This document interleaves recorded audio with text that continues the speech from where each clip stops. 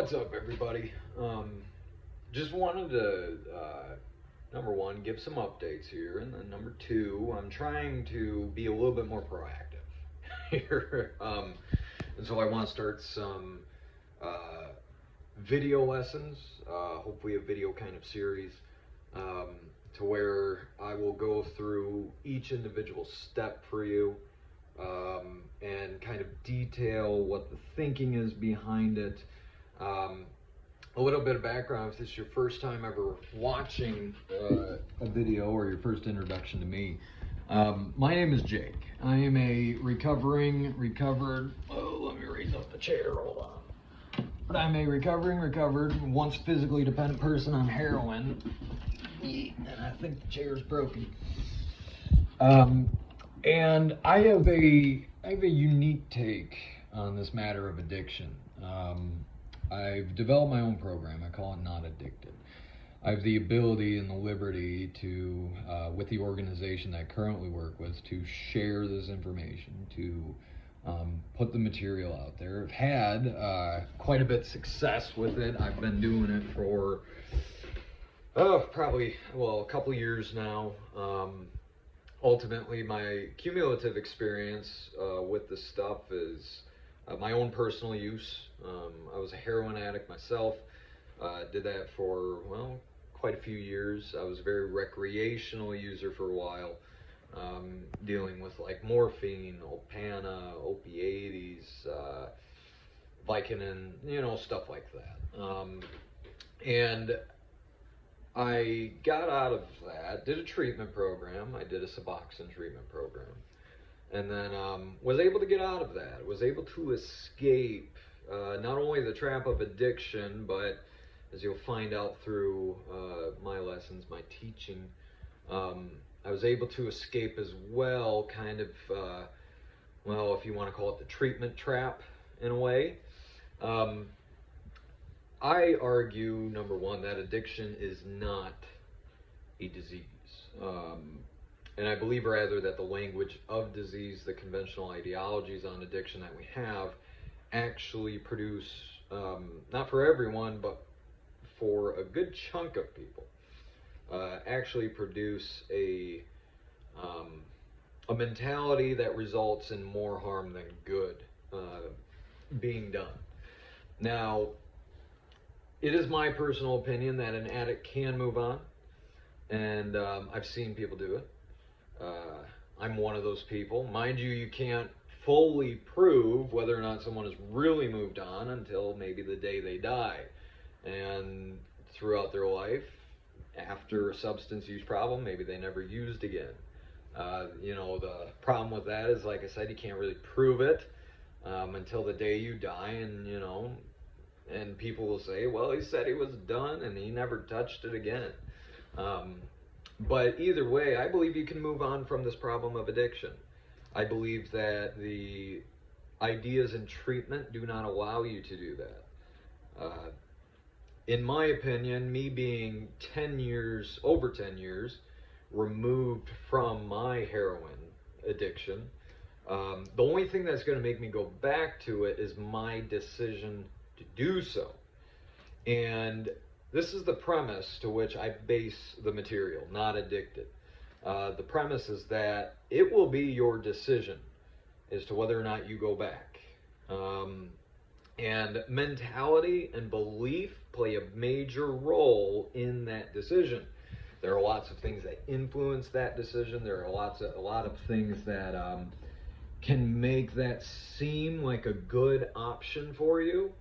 And I believe, again, that treatment and the ideas and the philosophies of treatment, that being, the disease model, that you're an addict and for the rest of your life, you need to structure your life around this idea that you used to have a problem with substances. And to me, that, it doesn't make sense. I've always taken an issue with this, that if the goal of treatment is to get you to stop, then why would we ever think it's beneficial for you to label yourself as an addict for the rest of your life? In my opinion, the only thing that makes you an addict for the rest of your life is the belief that you are. And I can make plenty of cases to why belief is more important, more influential than biology. You don't really have to look far to see this. A few examples, for instance, would be, well, back in 1976, there was a study done. It's typically known as the 80% study. And in this study, there was a doctor, Dr. George Valent. He operated a treatment center. And he posted a flyer, and on the flyer it said things along like tired of alcoholism. Well, good news. Over 80% of individuals who suffer from alcoholism will eventually get over the problem. Over 80%. And so he put this flyer out there, and then he allowed people to go, read that flyer. There were about 50 men, if I remember correctly, in that facility that he was working in at the time. And so he followed up with these individuals. He wanted to see how they did. And he followed up with them for about 2 decades. And in the course of 2 decades, I believe it was about 95% of the individuals that he had dealt with there eventually got sober. Whether it was maintained sobriety, we don't know. He obviously didn't follow up their entire life, but needless or regardless of that, you have the fact that about 95% of individuals that were there reported that they were sober, or they got sober. Some of them within a couple years, some of them within 10 years, some of them at that 20-year mark. So when he asked them pretty much what was the thing that did it for you, what was the biggest piece to this puzzle that really helped you get to where you were at, and virtually every single patient reported essentially the same thing. The doctor asked them, was it the treatment? Did that help you? Well, no, it wasn't the treatment. Was it a group session? Did that help you? Well, no, it wasn't a group session. Was it attending NA or AA meetings? No, it wasn't that either. They all said the same thing pretty much, that it was that flyer. The flyer that said tired of alcoholism. Well, good news, over 80% of individuals will get over the problem. And it was that statement at the end, that over 80%. This is what they all reported was a big difference maker for them. And why? It's because that number, that 80% number, gave them hope. It gave them the belief that this was possible to beat. And as such, these guys went around, instead with the idea of, oh my God, what a thing I got to tackle, how difficult it is, they went around instead saying, okay, well, 80% get over it. So that gives me hope. If the vast majority of people get it done, then who says I can't? Now, the doctor later came out and basically admitted that he made that number up. It wasn't true. 80% of individuals, it wasn't true. This was the 70s, and so the numbers at the time were much lower than that. The mentality at that time was still kind of that whole war on drugs stuff.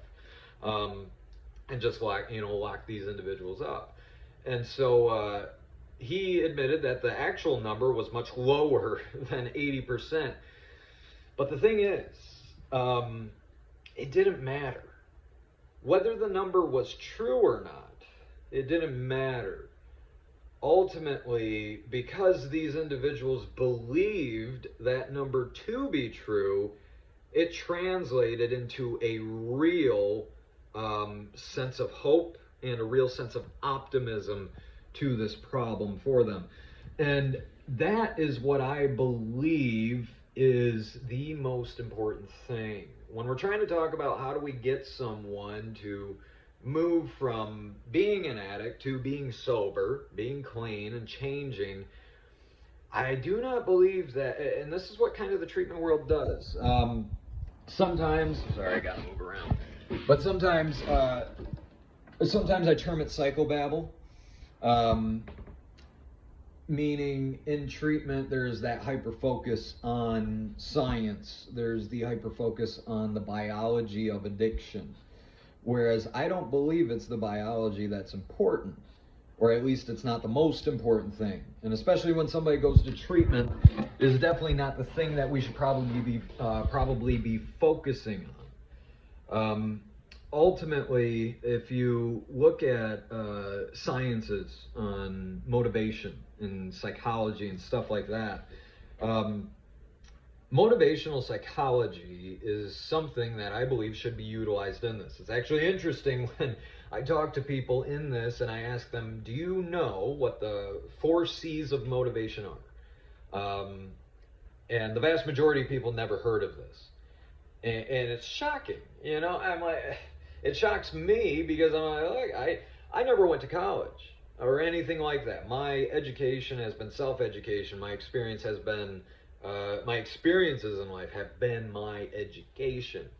And ultimately, when I'm looking at this hyper focus on biology, I'm thinking, nobody changes really in any meaningful way. At least I have not met this person. When it comes to addiction, should make that very clear.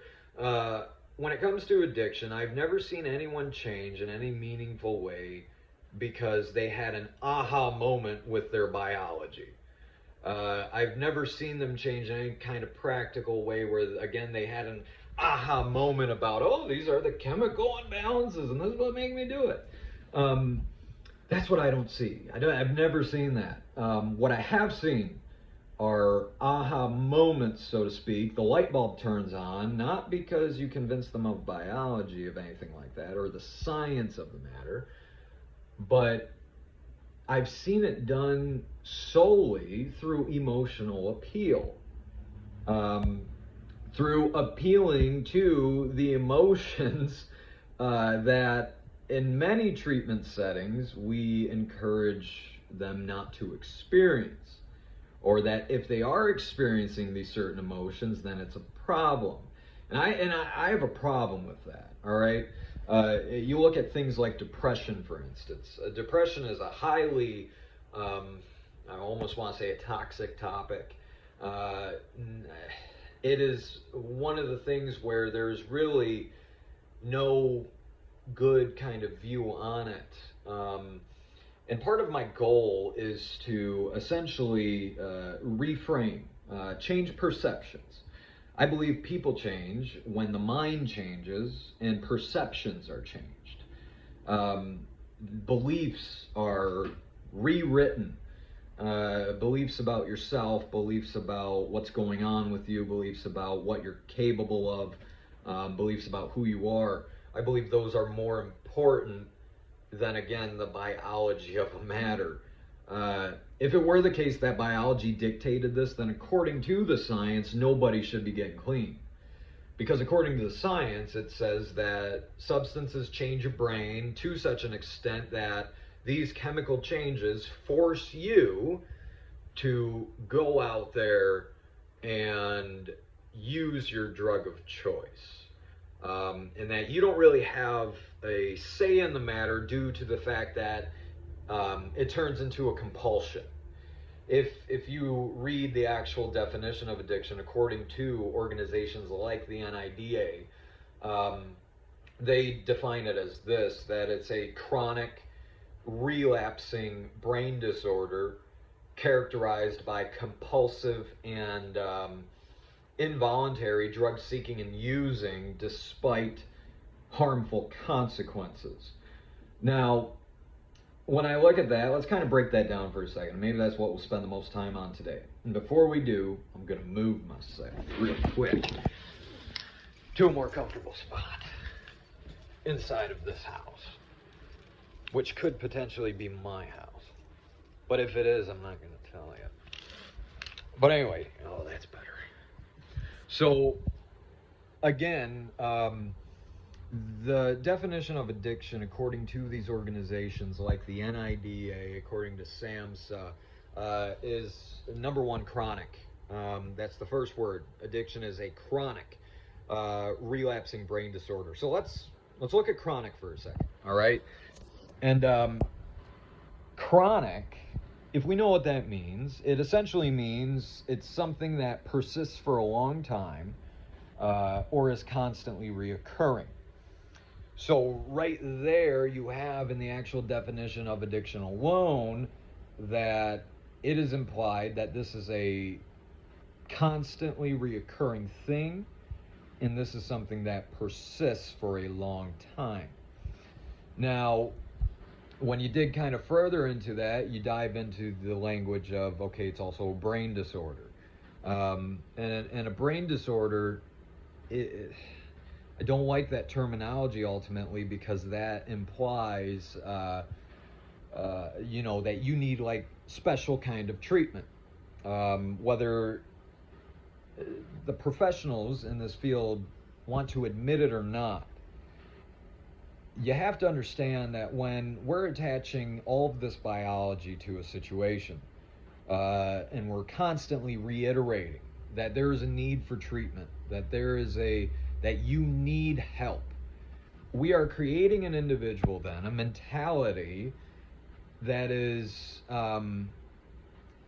essentially that these people can't help themselves, that on their own will, of their own will, they cannot really do much about it, because at the end of the day, it's a mental health issue, it's a disorder, and in order to figure that out, well, you need professional help.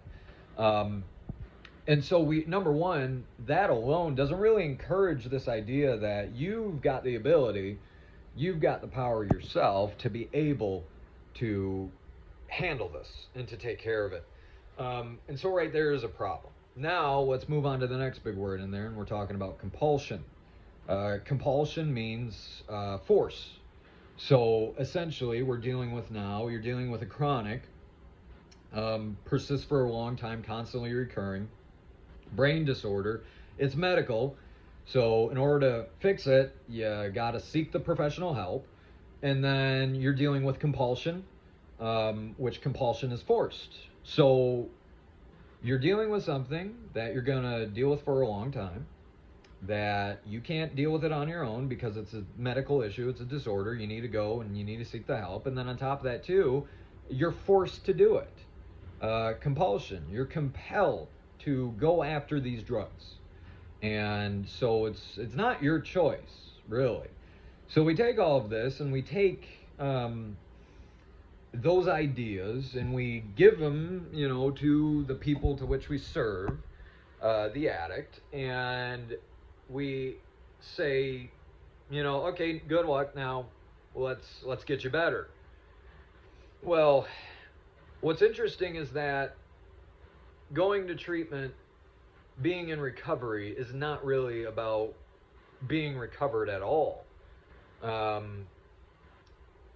In the treatment model, the disease model of addiction, essentially what you're dealing with is not someone who is able to move on from the problem, but can only arrest the problem, right? It's arrested. You can arrest it, but it's never cured.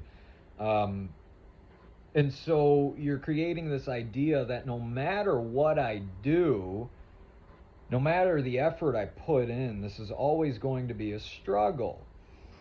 And this is where there may be a gap in logic between a person who has been there, done that, they've done the substance, they know what it's like, versus the person who has never touched it. This gap here where this idea comes in, where, I get what we're trying to do. We're trying to get people prepared. And so we focus a lot on that aspect of it's going to be a struggle. You got to take it one day at a time, right? This is a lifelong battle. And again, it's arrested, but it's never cured. My question to the treatment professionals is, have you thought about what the flip side of that is? So you're stating this as a fact that this is the case. This is the addict's dilemma. And this is the way that their treatment has to go. You got to have the constant reminder that you're an addict. You have to have the constant reminder that I would call it that fear, and the fear that I think treatment tries to put in there, because there's healthy fear. Don't get me wrong. There's being wise. There's having wisdom. There's having common sense. Common sense that says if if I go back to this, that's a stupid idea. At least in my mind, that's what it looks like.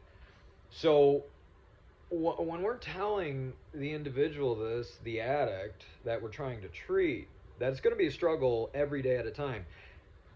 Have you ever thought that the addict's logic might be, well, if I'm going to struggle no matter what, I'd rather struggle while I'm high. If I'm going to struggle no matter what, and that this is a one day at a time thing, and that I can never really get over it, then might as well get high.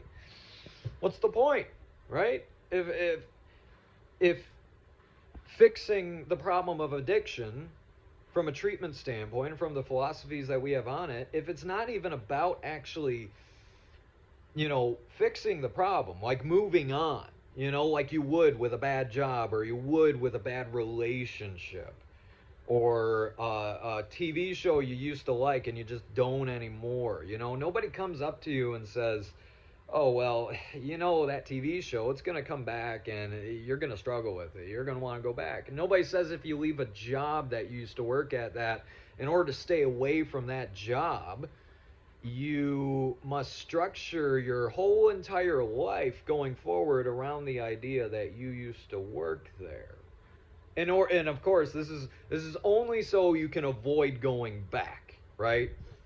So I'm going to make you believe that it's going to be a struggle no matter what, with the idea that will help you to not go back. Again, this kind of flies in the face of motivational psychology. It kind of flies in the face of even CBT, cognitive behavioral therapy, thoughts, feelings, behavior. And this is where it's kind of confusing, because from a treatment standpoint, one of the most popular forms of talk therapy to use is CBT, cognitive behavioral therapy. And the premise of that is that your thoughts influence your feelings, which then influences your behavior.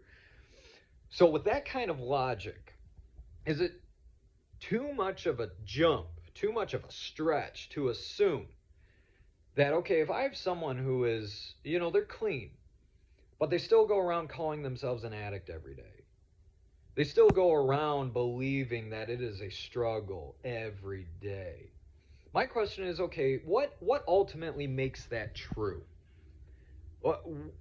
Because all I'm really doing is just assuming for the individual that it's going to suck and it's going to be tough. That's all I'm doing, is I'm assuming that. I have no truth to back that up, right? And so on the idea of thoughts, feelings, and behaviors, if my thoughts are, well, I haven't used in in my case, I haven't used in 10 and a half years. I haven't touched heroin. And if I'm thinking that I'm still an addict, though, then according to the logic of CBT and the science there, then I'm going to feel that way. And then my behavior is going to reflect that as well. I make an argument, and it's kind of the question that I posed to you before I end this.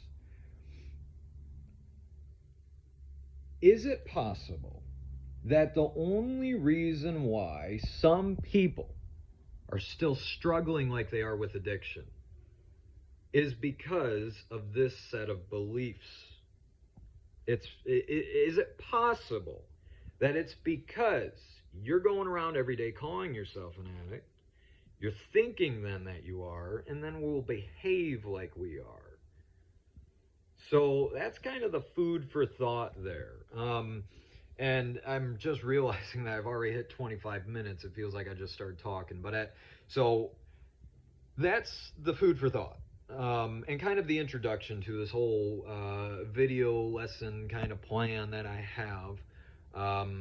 I want to, at the end of the day, I know some of you might be watching, have kind of followed some of these things. Maybe you were a resident at the facility that I work at, and so you've already been exposed to my ideas. You've already been exposed to all this, and you just kind of want to keep following up with it, and that's cool. If some of you are out there, then feel free to, maybe comment, leave a comment. But I plan on going through the whole of Not Addicted in video format. This will be the first video, kind of the introduction, the thing of what to expect. I fully recognize that people are going to really disagree. And I understand that. And that's fine. Disagreement's good. Debate is good. I welcome debate. If you want to challenge me on my ideas, I will freely and happily come there or to wherever you're at and have the conversation. All right? I will happily do that. I'm not afraid of it. Trust me. If you're,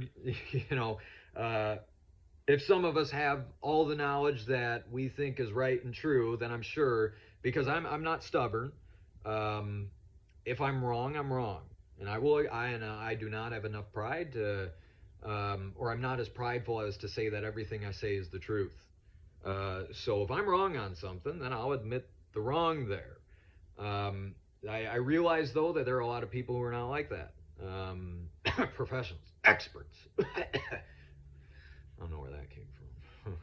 But anyway, so yeah, this is really just about, at the end of the day, I just want to start provoking the thought, provoking the ideas, provoking, getting you to start thinking whether you are the addict and maybe you've gone through treatment multiple times and you're wondering why the hell you haven't gotten it yet. Well, if that's you, then I'm telling you that the problem may not necessarily be you. The problem may be you're holding on to some faulty ideas that have been taught to you that maybe could have been meant to make sure, you keep coming back. I don't know. So, again, it's just food for thought. This is the first video and quite a few that, I plan on doing. I plan on getting out there. So, yeah, if you have any comments, questions, or anything, feel free to reach out. I'm going to post this to the Not Addicted Facebook page, and if you follow and if you watch, again, feel free to leave a comment, reach out over a messenger thing. If you are a treatment provider, because not all treatment providers have been against this. I've actually seen and found some relatively supportive organizations for this. So if you think that you'll be supportive of it, then at the end of the day, I'd be willing to come down there as the author, as the creator of the material, to be able to present this to whatever organization you may have, to whatever group of people you may want me to present it to. And I'll be willing to answer any kind of questions that there are. I don't shy away from any of that. I'm pretty, in the past, however many years now that I've kind of been teaching this stuff, I'm pretty solid in my arguments. Believe me, I've had to put up with it. So that's just for you. You'll have to buckle up. I don't have to. I'm ready. Bring it on. All right. So, but at the end of the day, I wish you all well. Again, expect more videos to be coming out that I can post for you. And yeah, hopefully it makes an impact of some kind. If you like it, follow it, share it perhaps, get the word out there. The mental health industry, the treatment industry needs reform. And somebody has to be bold enough to get out there and really start making the big moves, and I'm willing to do that. So if there's anybody else like-minded, there may be a benefit in kind of partnering up here. So just something to think about. But either way, love y'all. Good luck to all of you out there, especially those of you who may be struggling right now. The good news is there's hope. And I am hoping that you can eventually build this mentality into something that makes addiction seem defeatable to you, into an empowerment, building up power, building up confidence, building up hope, and then finally, hopefully feeling like a normal individual again. All right? So that's that. I will see y'all at some other time. Thank you.